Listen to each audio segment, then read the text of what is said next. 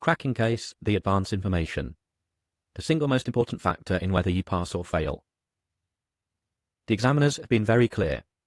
Candidates who had clearly prepared well, making the necessary effort to assimilate the advance information, were able to demonstrate a strong ability in meeting the requirements. That quote could be from any sitting. It is from all of them.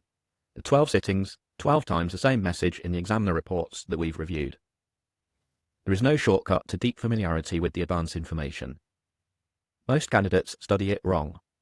What most candidates do, read the advance information once or twice, highlight a few numbers, move on to practicing calculations. Why this is a mistake? The advance information is not background reading, it is a foundation for a huge number of marks on the marking grid. Your ability to reference context, challenge assumptions, benchmark figures, and make specific recommendations all depends on how thoroughly you've internalized it. Read it as a connected story. The exhibits are not separate topics, they are deliberately cross-referenced and interconnected. Themes develop across exhibits. Themes are introduced early and developed across multiple exhibits. There will normally be 4 or 5 key themes emphasized across the different exhibits, and the exam will draw on these. Map the connections.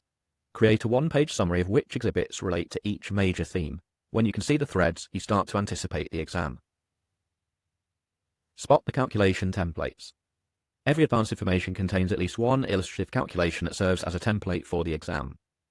These are not optional, they are direct signals from the examiners about the type of numerical work you will be asked to do. Candidates who rehearsed. The examiners noted that candidates who had clearly rehearsed the type of calculation required performed well. Candidates who had not rehearsed. Those who had not were visibly struggling with format and method. Practice until you can adapt. Build the templates. Do not just read the template calculations, build them in a spreadsheet.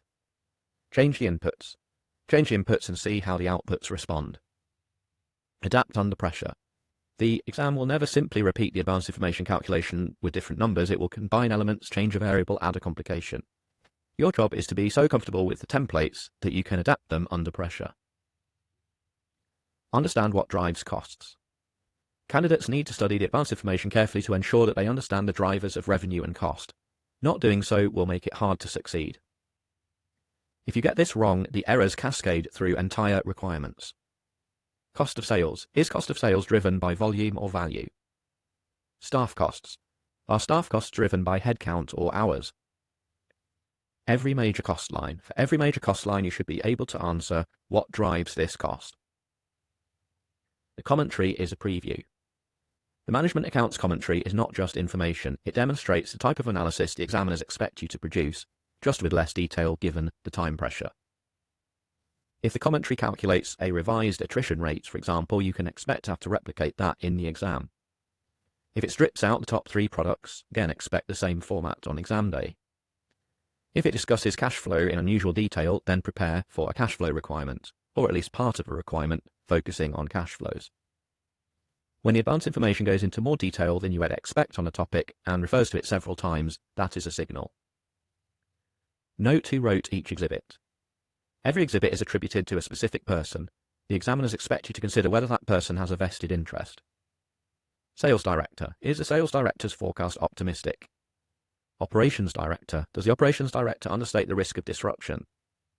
Media articles. Is a media article marketing material rather than independent analysis? Keep a running note of potential biases. They will help you earn marks for professional skepticism in the exam. Build a reference checklist.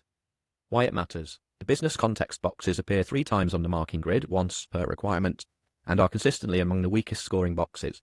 The marks are straightforward, you just need to reference relevant facts from the advanced information. Before the exam, note down market growth rates, industry benchmarks, targets and KPIs, competitor information, risk register, or more positively, business plan items, media article headlines.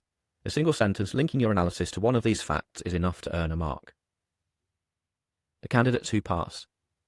They walk into the exam knowing the advanced information so thoroughly that the new exhibits feel like updates to a story they have already been following closely. The candidates who fail are the ones for whom the exam feels like reading about a stranger. The difference is preparation, and it starts with the advanced information.